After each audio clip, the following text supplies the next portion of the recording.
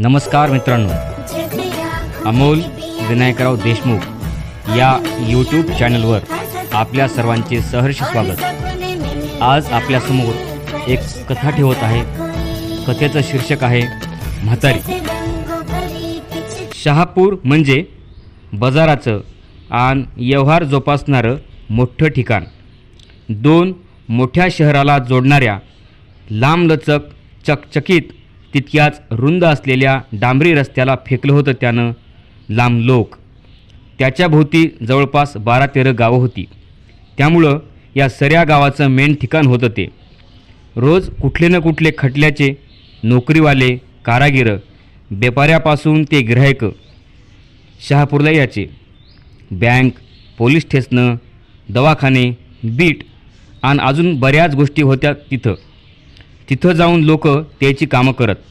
कोणी कपडे ते घ्यायचं, कोणी मोबाईल, कोणी टी व्ही, कोणी माळवं इकायला यायचं, तर कोणी ढोरं खरेदीला, कोणी इकरीला। शहर ना गाव, पण सऱ्या गोष्टी तिथं होत्या। कधीही गेलं की तिथं मोहोळ फुटल्यावानी गर्दी असणारच। मात्र मंगळवारच्या बाजाराला गर्दीचा महापूर व्हायचा। त्याच्यामुळेच का काय की त्याचं नाव बी होतं शहापूर बाजार। नेमकं मंगळवारीच मध्यवर्ती सहकारी बँकेत निराधार योजनेच्या लाभासाठी म्हाताऱ्या कोत्याऱ्या माणसाला बँकेत बोलिलं जाई। बँकेनं मंगळवारचा नेमच ठरविलता म्हणा की। आज मंगळवार असल्यानं आजूबाजूच्या गावातले म्हातारे 10 वाजताच बँकेसमोर खुटी ठोकून बसले होते, 11 वाजण्याची वाट पाहत। त्यात एक नर्सीची म्हातारी होती, शकुंतलाबाई। मात्र तिला कोणी नावानं हाक कधी मारायचं नाही। अख्ख्या गलीत तिला सरे म्हातारीच म्हणायचे। शकुंतलाबाई जिंदगीचे सरे खाचकळगे तिच्या चेहऱ्यावर सुरकुत्या बनून आले होते। तिच्या हातातली काठी तिच्या जगण्याच्या वाटेतला उरलेला शेवटचा आधार होता। नवरा मजूर म्हणून जन्माला आला आणि मजूर म्हणूनच ढोर मेहनत करू करू मेला। एक पोरगं होतं, ते जान जवान असतानाच बिना लग्नाचं सीमेवर शहीद झालं आणि ती निराधार झाली। नाही म्हणाला तिच्या नावावर नवऱ्यानं ठेवलेलं घर होतं। पोटा पाण्याला तितकाच आधार म्हणून ती आज बँकेत खातं काढून 4 पैसे जवळ ठेवावे असा विचार केला होता तिनं। 11 वाजले। एकदाची बँक उघडली आणि खराट्यानं कचरा एकदम चौकटी बाहेर लोटावा तसा म्हाताऱ्यांचा लोंढा बँकेच्या चौकटीच्या आत गेला। कोणी खातं काढत होतं, कोणी पैसे, कोणी खातं काढायला अर्ज मागत होतं, कोणी स्लिप मागत होतं, कोणी स्लिप भरत होतं, कोणी पेनीसाठी दुसऱ्याला मागणी करत होतं। एवढा मोठा गर्दा असल्यानं तिला काय करावं काही कळत नव्हतं। पुरी बावचळून गेली होती ती। तिला काही मेळ लागत नव्हता। म्हातारी धडपड करत कशी बशी तिथे गेली। अरे ती स्लिप दे बरं, म्हातारी तिथल्या एका माणसाला चळचळ कापत म्हणाली। कोणती स्लिप आजी? पैसे काढायची का भरायची? अरे नाही रे बाबा, मला कुठं पैसे काढायचे आणि भरायचे बी नाही। म्हातारीनं सवालाचा निपटारा केला। अहो मग स्लिप काढायची नाही भरायची तर स्लिप काय करायची? काही नाही बाबा, ते म्हाताऱ्या माणसाला पगार असते की त्याच्यासाठी मला खातं काढायचं आहे। अहो आजी, मग त्याच्यासाठी स्लिप नसते, अर्ज करावा लागतो, आधी फोटो लागतो। एक काम करा, तिथं समोर पोरं बसलेले आहेत त्याला विचारा, ते सांगतील तुम्हाला। असं ऐकल्यावर म्हातारी बँकेच्या मधल्या खुल्या जागेत एका टेबलावर पोरं बसले तिथे गेली। काय करायचं आहे आजी? एका पोरानं म्हातारीला त्याचं काम करता करता विचारलं। काही नाही रे बाबा, खातं काढायचं आहे। म्हातारी अर्ज आणला का? नाही रे, तेच पाहत होते। कुठं मिळतो या? कुठं म्हणजे हितच, द्या 10 रुपये। लिहून द्यायचा असेल तर 20 रुपये द्या। घे की रे बाबा, पण दे सर करून जिथल्या तिथं। कुठला रे तू? नर्सीचा। आणि तुम्ही? पोरानं जवाब देऊन तिला परत सवाल केला। अरे म्या बी तिथलीच। या नैन पोरा सोरायची मला काही तेवढी ओळख बिळख नाही रे। कोणाचा आहेस तू? रामराव सरोदेचा लहाना मुलगा रोहन। हा घ्या अर्ज, फोटो द्या। हां, इथं हांगटा मारा। त्याचं नाव सांगता सांगता स्टॅम्प पॅड समोर करून तो बोलला। गावचा म्हणल्यावर मग एक काम कर बाबा, खातं उघडलं की मला सांग. अहो आजी, खातंच काय, तुमच्या घरी तुमचे पैसे आणून देतो. जा त्या पलीकडच्या 2 नंबरच्या खिडकीपाशी हे नेऊन द्या. मग तर लय साजरं झालं की रे. पैसे आणून दिले तर त्यातले तुला काय देईन. आपला रेट फिक्स असतो आजी. एका खात्यामागं 50 रुपये घेतो आपण. पण या कानाची कबर त्या कानाला नाही पाहिजे. बारीक आवाजात कोणाला काहीच माहीत नाही, कोणाला काहीच कळलं नाही या हिशोबानं रोहन बोलला. बरं बाबा, घे की. ज्याचा त्याला मेहनताना द्यावाच लागतो. मात्र हायगे करत जाऊ नको बाबा. तसं कसं करीन आजी. आता कामाचे पैसे घेतले तर काम बी करावंच लागल, नाहीतर लोक आमच्यावर थुकतील की काय. खरं का नाही. रोहन जरा झोक्यात बोलला. बरं बाबा, आता पुढं काय करू, तिनं परत विचारलं. असं काय करता आजी. म्हणलं की एकदा जा त्या 2 नंबरच्या खिडकीपाशी आणि द्या अर्ज.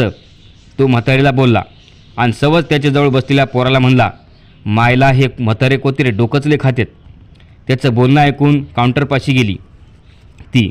तिथं बसलेल्या एका माणसाला त्यानं दिलेला फॉर्म दिला आणि तिथून सरळ गावाकडं जाण्यासाठी बसस्टँडच्या रस्त्याकडं कल्ली. 4-5 दिवसानं खात्याचं पुस्तक आणि नंबर घेऊन रोहन म्हातारीच्या घरी आला. तिला पुस्तक दिलं आणि ठरल्याप्रमाणे 50 रुपये मागू लागला. तिनं तिच्या कमरेच्या खोचलेल्या रंगबिरंगी 4-5 कप्प्याच्या पिवशीतून हळूचकून 50 रुपये काढले आणि त्याला दिले. हे पुस्तक बी तुझ्याकडेच राहू दे की बाबा. मला काय, दर महिन्याला जे पैसे येतील ती देत जा. या पुस्तकाचं मला बिचारीला काम न धाम, उगाच उंदराला खाला धन. म्हातारी मायनं त्याला बोलू लागली. बरं निघतो आता. असं म्हणून त्यानं तिथून पाय काढला आणि त्याच्याजवळच्या काळ्या बॅगमध्ये तिचे खाते पुस्तक ठेवून दिले. लयच नादर पोरग आहे रामरावचं. लंबी जिंदगी भेटो त्याला. म्हातारीनं जाणाऱ्या रोहनच्या पाठमोऱ्या शरीरावर हात फिरवून चाळ्यावर कडाकडा बोटं मोडले. महिना झाला. सांच्या पारचे 6 वाजले. रोहन आला. आजी. कोण रे बाबा. चुलीच्या धुपणापाशी बसलेल्या म्हातारीनं पलटून सवाल केला. मी आहे रोहन. आलास का. ये बाबा ये, बस. चहा टाकू का. त्याच्यापाशी असलेल्या बॅगमधून त्यानं 300 रुपये काढले. बसायला आपल्याला येळ नाही. हे घ्या आजी तुमचे पैसे.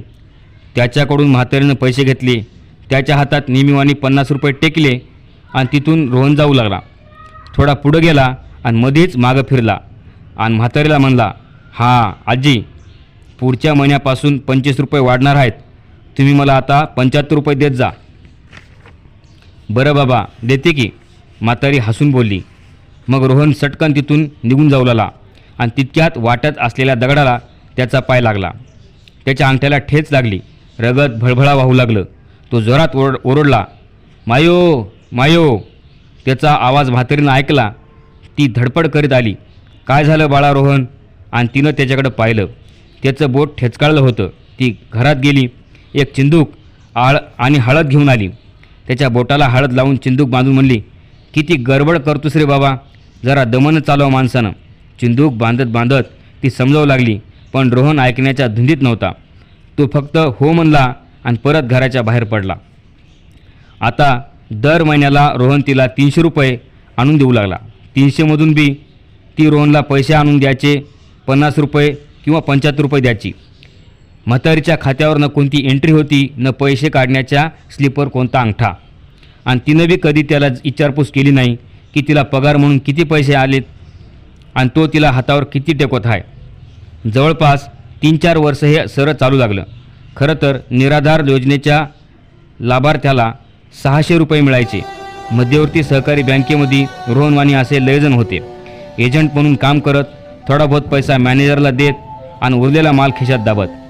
रोहननं म्हातारीच्या एकटेपणाचा, चांगुलपणाचा फायदा घेऊन महिन्याला 50, 75 आणि 300 असे 350, 450 रुपयाचा घपला केला होता. या अडाणपणात म्हातारी बी खुश होती, ते पण कोणतीच विचारपूस न करता. काळ अजगरावानी पुढं सरकत होता. म्हातारीची काठी अजून उच होत होती आणि म्हातारी वाकू खुजी. अधूनमधून तिला दमा खोकला होई, छातीत कळ येई. गल्लीतले लोक दवाखान्यात नेत. जरा बरं वाटलं की आणत. एका मंगळवारी सांच्यापारी रोहन म्हातारीच्या घरी आला. तिच्या घरी खूप गर्दी होती. जरा दबतच तो जाऊ लागला. त्याचं मन शंकेनं जाळून लागलं. आपण तिचे पैसे कमी द्यालोत म्हणून तर 4 लोक जमा झाले नसतील. जसा तो घराच्या अंगणात आला त्याला गावचे सरपंच, पोलीस पाटील, त्याचे वडील असे मोठे माणसे बी दिसले. ते पाहून तर त्याला अजूनच धडकी भरली. आल्या पावली तो मागं जाऊ लागला. तितक्या त्याला सरपंचानं हाक मारली, रोहन, अरे रोहन, थांब. त्याचा आवाज ऐकताच तो जाग्यावर थांबला, पाठीमागं सरकला, पाठमोरा झाला. मनाला जड करत म्हातारीच्या मंडपात आला. त्यानं समोर पाहिलं आणि त्याला धक्काच बसला. म्हातारी तर गुजरली होती. अरे रोहन, म्हातारी मरताना तुझंच नाव घेत होती रे. कितीदा तुझं नाव काढलं तिनं. रोहनचे वडील म्हणले, तिनं मरताना हे घर तुझ्या नावावर करा म्हणून आम्हाला सांगितलं. सरपंच, खरंच तू तिच्या पगारीसाठी पोटच्या लेकरावानी वागलास. पोलीस पाटील बोलला. सऱ्याचं बोलणं रोहन नुसतं ऐकू लागला. काय बोलावं त्याला कळत नव्हतं. चला, रोहन आलाय, उचला बरं तिरडी. त्याच्या येण्याचीच आपण वाट पाहू लागलो, एक माणूस बोलला. खांदेकरांनी तिरडी उचलली. रोहन मडकं घेऊन पुढं झाला. त्याच्या म्हातारीच्या जाण्यानं दुःख तर झालंच होतं, पण आपण तिचे पैसे मरेपर्यंत खाल्ले आणि ती येडी आपलं नाव किती महिने घेत होती. तिने घर देखील आपल्या नावावर केलं. या विचारानं त्याचं डोकं चक्रावून गेलं. शर्मिदा वाटून तो स्वतःच्या जीवाला लहान लहान करू लागला. म्हातारीच्या मड्याला घेऊन लोक ज्याप्रमाणे पुढं पुढं जात होते, त्याप्रमाणे रोहनही त्याचं मेलेलं मडं घेऊन मसनवाट्याकडं जात होता. धन्यवाद.